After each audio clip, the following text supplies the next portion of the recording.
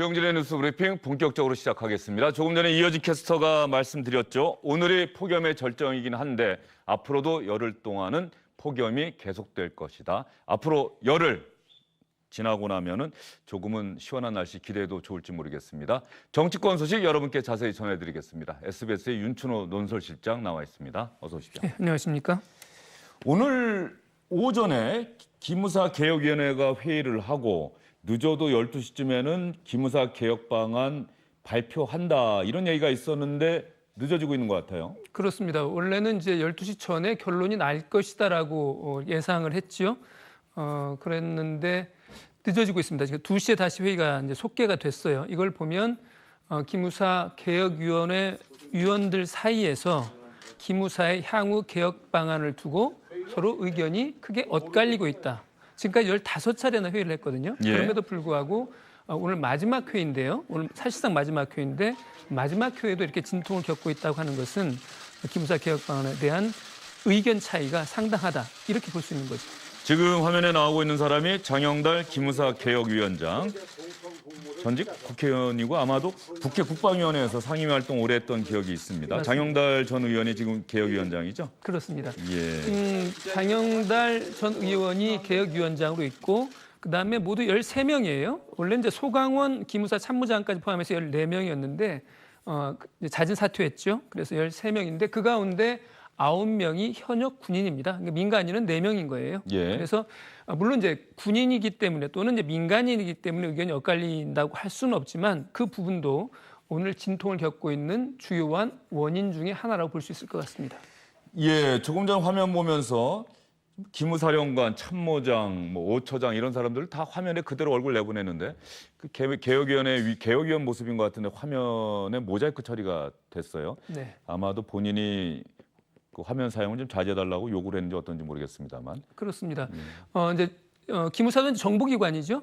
정보기관이고 그다음에 또 기무사 개혁위원회의 명단이 지금 공개되지 않은 상태입니다. 그렇습니까? 그렇기 때문에 지금 위원장하고 그다음에 최강욱 변호사 민간인 신분인 이 정도가 지금 알려져 있는 상태고 아까 제가 말씀드린 군인 9명이라고 하는 사실도 사실은 쉽게 찾아보기 어렵더라고요. 예. 그래서 아마 그렇게 화면에 모자이크 처리가 된 것 같습니다. 최강욱 변호사도 문재인 정부 들어서서 상당히 이런저런 분야에서 아주 열심히 활동을 하네요. 그러네요. 예.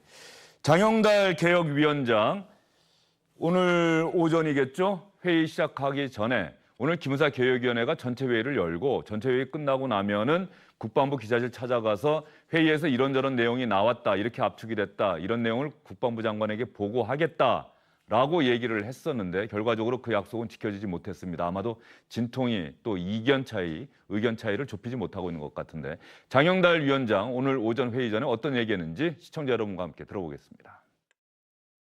것이다라고 말씀들을 많이 하셨더라고요. 그럴 예정입니다. 예, 어떻게 좀 결론이 어느 쪽으로 좀 많이 더 좁혀진 게 있는지 그 사이에. 결론을 예단할 수는 없고 아무튼 이 국민이 원하는 동시에 완벽한 국방 태세를 갖추는데 그 군 정보부대가 정치 개입이나 민간인 사찰이라거나 또 특권의식을 통한 군 사기 저하 이런 것들이 다시 발생하지 못하도록 조치하겠다는 것이 아마 핵심이 될 겁니다. 분들 사이에서 약간 의견이 엇갈리고 있다는 부분도 있던데 그거는 13명이나 되니까 견해가 달라야 합리적인 안이 나올 것이기 때문에 위원들 간에 이견이 있는 것은 좋은 것이고 그런 것들 가운데에서 최대 공통 분모를 찾아서 우리는 건의하면 되는 거니까. 그렇다고 한다면은 이 기무사 개혁위원회가 기무사 개혁 방안을 단일안으로 확정하는 건 아닌 겁니까? 이제 그건 오늘 회의 결론을 예. 봐야겠죠. 단일안을 내서 그것을 송영무 국방장관에게 보고하는 형식이 될지 아니면 이러한 안이 있는데 1안, 2안, 3안을 만들고 이것이 다수안이고 이 소수안이다라는 것을 이제 명기해서 밝힐지는 이제 좀 두고 봐야 될 것 같은데 오늘 발표하는 형식을 보면 어쨌든 회의 내용을 장영달 위원장이 기자들에게 공개하겠다고 이렇게 이야기를 했어요. 그러니까 그 개혁안을 가지고 이제 송영무 장관이 다시 내주쯤에 청와대 기무사 개혁안을 최종적으로 보고를 하거든요. 그러니까 오늘 개혁안을 송영무 장관이 그대로 가지고 갈지 아니면 오늘 안을 참고로 해서 국방부 의견을 더해서 그걸 가지고 청와대 보고를 할지는 앞으로 좀 더 지켜봐야 될 대목입니다. 예. 일각에서는 기무사의 계엄령 검토 문건이 공개가 됐고 그다음에 기무사 개혁 작업에 드라이브가 걸렸고 이런 것들이 전혀 무관하지 않다. 뭔가 연관이 있지 않느냐라고 하는 의구심을 제기하는 시각도 있고 네. 물론 그럼에도 불구하고 기무사의 계엄령 검토 문건 그 자체의 심각성에 대해서는 뭐 이견은 별로 없어 보이는데 말이죠.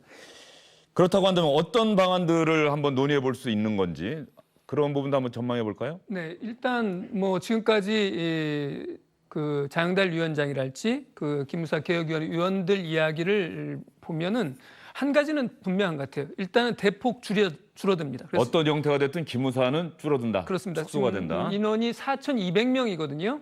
그래서 30% 이상 감축을 해서 그걸 3,000명 수준으로 줄인다고 하는 것은 거의 확정이 된 것 같고요. 또 두 번째는 지금 기무사에는 사령관을 포함해서 장성이 9명인 조직이에요. 이 장성 수가 6명 정도 수준으로 줄어든다고 하는 거. 이 두 가지는 확실한데 이제 뭘 가지고 서로 의견이 엇갈리냐면 기무사를 지금처럼 독립된 사령부로 둘 거냐 아니면 국방부의 국방부 장관의 직할 조직으로 둘 거냐 아니면 국방부 쉽게 말하면 국방부의 기능을 이제 흡수하는 거죠. 이걸 두느냐 두 가지를 두고 지금 논란이 벌어지는 것 같고요. 지금 화면에 나오는 그 사만 있지 않습니까? 예. 외청으로 전환한다는 것은 뭐 방사청처럼 이렇게 이제 독립시킨다는 거예요. 병무청이나 이런 것처럼 국방부 외청으로 이제 독립시킨다는 건데 저러려면 정부 조직법을 손을 봐야 됩니다. 그러면 이제 법을 만드는 거니까 국회에서 여야 간의 논의와 합의가 필요한 부분이에요. 그렇기 때문에 사만을 지금 당장 채택할 수는 없고 오늘 회의에서 그다음에 이제 국방부의 청와대 보고에서도 1안 또는 2안 가운데 하나를 선택할 수밖에 없는 그런 상황이죠. 예. 청장은 민간인, 부청장은 현역 장성, 계급별로 30% 이상 감축한다는 사만 부분에 대해서는 많은 분들이 저 정도는 해야 되지 않겠느냐는 의견을 제기할 것 같은데 저건 어쨌든 간에 법을 바꿔야 한다 이 얘기인 거죠? 그렇습니다. 그다음에 1안에서요. 기무사 존치라고 되어 있는데 저 표는 좀 정확하게 말씀을 드리면 기무사라고 하는 이름이 바뀔 가능성은 뭐 99%라고 봅니다. 그러니까 기무사의 존치가 아니라 기무사와 같이 독립된 부대로 존치하는 것 이것을 검토한다는 뜻입니다. 그러면 조금 전에 시청자 여러분께 보여드렸던 세 가지의 기무사 개혁 방안 뭐 기무사가 이름을 바꾸되 그대로 존치하는 방안, 또 국방부의 본부로 축소되는 방안, 뭐 세 번째 방안은 외청으로 바뀌는 방안 이런 여러 가지 방안이 있었는데 이런 방안들에 대한 장영달 기무사 개혁위원장의 생각은 어떤 건지 여러분과 함께 또 같이 들어보겠습니다. 아마도 외청 방안은 정치권에서 여야 간에 협상을 해서 법제화해야 되는 문제입니다. 그래서 오늘 그것이 여기서 뭐 오래 강조되거나 그럴 이유는 없다고 봐요. 다만 지금 기무사가 기왕에 해왔던 기능은 1초도 중단될 수 없는 이 기본적인 업무들이 있기 때문에 현실적으로 국방 업무에 차질이 없는 그러한 개혁안이 나오도록 최선을 다할 겁니다. 추후 얘기는 이제 정부나 대통령께서 결단하실 문제고 저희들은 당장에 우리 국방의 이 기무사의 기능으로 인해서 다시는 이 정치 개입이나 민간 사찰 이런 문제들이 발생하지 않도록 조치하는 것, 그런 대안을 만드는 것, 그것이 우리들의 최선의 임무라고 생각을 하고 그렇게 할 겁니다. 기무사 그 감축 인원이나 그다음에 장성수에 대해서 좀 이야기가 그건 많았는데요. 예. 오늘 위원들하고 얘기를 해봐야 결론이 납니다. 정치 개입, 민간 사찰 금지 역시 이 부분이 핵심이군요. 그렇습니다. 지금 계엄령 검토 문건도 그렇고 예. 그다음에 이제 세월호 관련해서 기무사에서 유족들을 사찰하고 조사했다고 하는 이런 부분들이 지금 기무사가 개혁돼야 되는 가장 큰 근거로 지금 제시되는 거잖아요. 그렇기 때문에 저 두 가지 부분, 정치 개입을 근절하고 그다음에 민간인을 사찰하는 민간 정치에 개입하는 것, 이것을 어떻게 근절할 것인가인데 사실은 기무사가 말이죠. 원래는 이제 보안사 아니었습니까? 예. 보안사였는데 기무사로 이름을 바뀐 것이 윤석양 이방의 민간인 사찰 폭로건이었어요. 그게 1990년입니다. 상당히 오래된 일이긴 하지만은 그 건으로 해서 그때도 보안사가 기무사령부로 이름을 바꾸고 대폭 기구가 축소됐었습니다. 그러니까 이번하고 비슷한 그런 경우였던 셈인데 그럼에도 불구하고 그런 개혁이 있었음에도 불구하고 기무사의 폐해 이런 부분들이 근절되지 않았다고 하는 것이 확인된 셈이니까요. 기무사 개혁위원회에서 어떤 내놓을 안이라고 하는 것이 그와 같은 일이 반복되지 않도록 하는 그런 안을 만들어내야 되겠죠. 기무라는 단어가 무슨 뜻인지 기무사 하는데 조금 전에 사전을 찾아봤더니 밖으로 드러나지 않게 비밀을 지켜야 할 중요한 일이라는 뜻이 있네요. 기무사령부 말씀하신 것처럼 전신은 보안사령부. 네.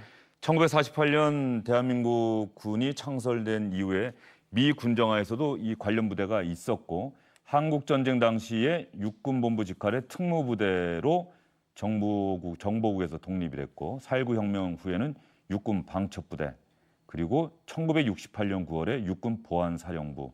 보안사령부라는 이름은 상당히 오랫동안 있었네요. 그렇습니다. 그러면. 그때 이제 68년도에 만들어지고 그게 이제 3군이 통합돼서 만들어진 게 이제 1977년에 1977 육해공군 3군 보안사령부가 통합이 돼서 국군 보안사령부가 됐고요. 그다음 우리가 잘 아는 이른바 전두환 보안사령관 시절이라고 하는 것은 전두환 씨가 국군 보안사령관의 두 번째 사령관이었습니다. 예. 대한민국 국방부 직할의 수사정보기관이다. 수사정보기관이라고 하는 이 부분은 사실 많은 분들이 좀 모르실 것 같아요. 마치 다른 일정한 특수부대 네. 이렇게 생각을 하셨을 것 같은데. 기무사의 가장 큰 역할은요. 쿠데타를 막는 겁니다. 쿠데타 막는 거고 두 번째는 외부의 적이 우리 군내에 침투하는 걸 막는 것. 이 두 가지가 가장 큰 역할이에요.